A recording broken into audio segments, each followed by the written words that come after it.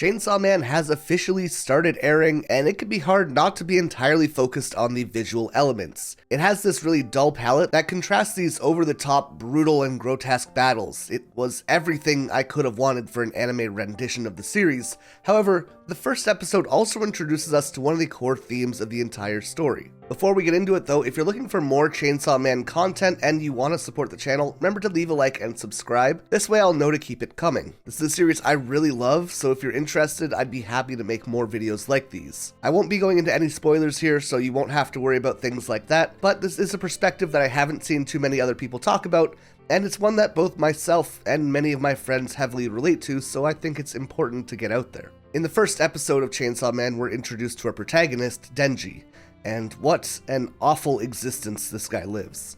His father took his own life and left Denji in massive debt, which he would have to either pay off or have parts of his body removed and sold to work towards paying it off. Luckily, Denji meets the adorable chainsaw devil Pochita, and together they show a real knack for hunting other devils, even being able to market that service to the people they owe money to as a means to pay off that debt. But even so, this task is nearly insurmountable, and at some point we even see him selling a kidney, an eye, and one of his nuts to help pay things off. But even so, he is nowhere close to freedom. So, in short, Denji's life just kinda sucks. Neither he nor the people that he interacts with even really consider him to be a real person. It's more like he's a dog, and that's just what they call him. He lives in a shed with Pochita, always on call at any point of the day or night to get to work, and even when he works, he's left with so little money that his position never changes. We see him killing the Tomato Devil, and after making 400,000 yen, or about $4,000, he has to pay off the interest and loan payments. He has to do commission and finder's fees. There's a bunch of just general nonsense, and he's left with about $18 for the entire month. He's in such a position that when someone offers him $1 for eating a lit cigarette, he happily accepts, even if it's just for show. And for all of Denji's misery and hard work that he endures, he manages to afford a single slice of bread for dinner, as he dreams about such extravagant things as putting jam on his bread, or going on a date, or being held by a woman. The things that we all take for granted are the things that Denji has found to be an impossible dream, on the same level that most people dream of winning the lottery. And this is kind of what I wanted to talk about, this idea of dreams, greed, and aspirations in Chainsaw Man. Denji's whole character early on is one that's almost impossible to look at and not feel a little bit gross about your own life. All the things that we worry about in our day-to-day life, while those are real problems in their own right, Denji kind of acts as a reminder that, hey, there are people with literally nothing to eat. What are you so worried about? He is quite literally dreaming of the basics that we almost never think about anymore. But that's all Denji has, dreams. He fantasizes of things that he wants to do or about a life if things were different, but at the same time he has resigned himself to a life without those things. He doesn't really plan on paying off his debt and just accepts that one day he's going to die in this level of poverty, and I don't really blame him for not believing in a different future. Hopelessness will do that to you. When you're faced with no real options, you just end up going with what you need to do to survive. You work unreasonable hours, you'll eat cigarettes or demean yourself for loose change, whatever helps you reach the next day. But that's not where the world of Chainsaw Man leaves people. The entire thing with the existence of devils is that you're able to make contracts with them for power or to change your situation. But when Denji meets Pochita, he doesn't wish for power or to change his life. He instead just asks for Pochita's help to make his current situation easier. It's like if Aladdin had found the genie's lamp and then wished for a loaf of bread rather than to improve his own life. It's almost like the big picture just isn't available to him. And even when he does make a bigger deal with Pochita, he's the one offering his body so that Pochita can live a better life rather than making a deal where he's the one that lives on. The Yakuza that he owes money to are not quite as selfless or hopeless as Denji though. They don't just have dreams, they have greed.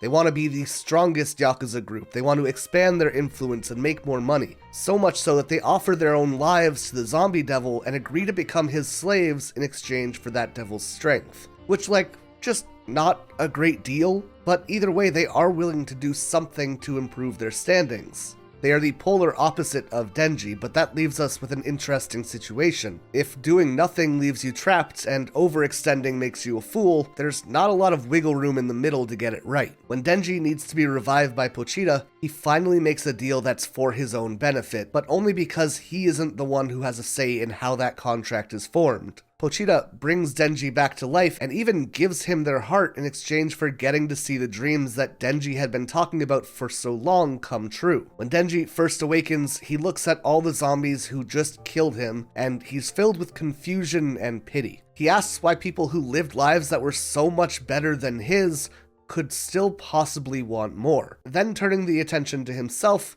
when he wonders why he strived for so much more than he had when he already had something as good as Pochita in his life, despite not having anything else. He rationalizes that everyone must have dreams and hope for something greater regardless of their circumstance. And where the issue arises is when others stand in the way of people reaching those dreams and hold them down. And that includes the dreamer themselves. Having dreams is not the issue, but having a dream you won't work for and having a dream you'll give up too much for is where the problem lies. And with this new life and new form that Pochita has given him, he finally has the strength and ability to stand up for himself, slaughtering all those he owed money to and killing everyone who had stopped him from reaching his dreams this entire time. And then Makima enters. She finds Denji after he has slaughtered all the zombies, and he's just standing there, exhausted and empty, and in a moment, Denji trades what's left of his humanity for a chance at a better life. Ironically, kind of making the same deal that the Yakuza members did. He asks Makima to hold him, and she does, fulfilling one of the dreams that he had had back in the shed. And then Makima, in the most calm voice possible, tells him that he has two options. Firstly,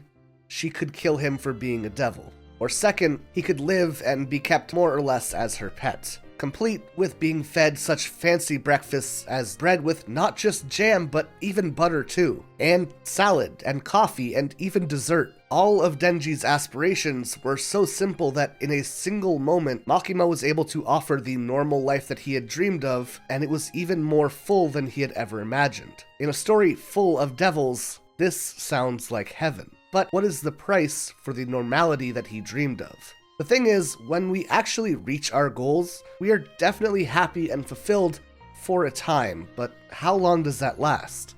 How long until you start wanting more? Denji is giving himself to Makima for the life that he wanted, but once he has that life, will he not just want more, just like those Yakuza men did? I think that the reason that a lot of us resonate with Chainsawman so much isn't because Denji is some very deep or unique character, but because this idea of being unsatisfied with life, achieving a goal, being happy, and then starting the cycle all over again is one that we all kind of deal with. On YouTubers specifically, this might be a more tangible and visible thing than in most cases. People start their channel and hitting 100 subscribers is such an exciting feeling, but then you have it, and suddenly you're aiming to hit 500 subscribers. 1,000 subscribers, 5,000 subscribers, 10,000. My last big goal was 25,000, and immediately once I hit it, I said, dang, let's shoot for 50. The bigger numbers are often how a lot of people help motivate themselves to keep going, but once they hit them, they most times find themselves completely unfulfilled. It's exciting for a moment, but just a moment, and then immediately the goalpost shifts. On top of that, this idea of selling yourself to hit these goals is a very real one in some ways, even though you know that you won't feel any different when you manage to succeed.